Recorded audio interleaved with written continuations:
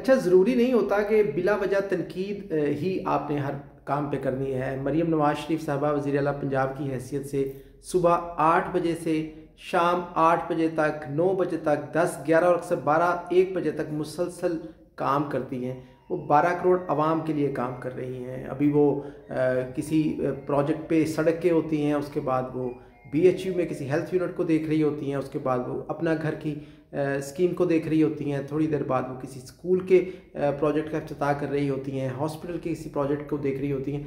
तो ये 12 करोड़ आवाम के लिए है, ये आपके लिए है, ये किसी एक पार्टी के लिए भी नहीं है, ये पूरे पंजाब के लिए वो मेहनत कर रही हैं। तो उन्हें सपोर्ट करनी चाहिए। और मैं अपने सहाफ़ी दोस्तों से भी कहता हूँ कि ये भी ज़रूरी नहीं है कि आपने अपने शाम के वीलॉग के लिए या टॉक शो के लिए कोई तकरीबी ख़बर को ही 10-12 मिनट या 15 मिनट या आधे घंटे के लिए खपाना है। आप तामीरी कामों को भी आवाम को बता सकते हैं कि ये प्रोजेक्ट आपके लिए बन रहे हैं, ये मंसूबे आपके लिए बन रहे हैं। तो आपके वीलॉग का या आपके टॉक शो का पेट उससे भरा जा सकता है, उससे आवाम की खिदमत भी होगी, तो सच भी जाएगा, आपको जो आपकी इनकम आती है वीलॉग से वो भी आएगी।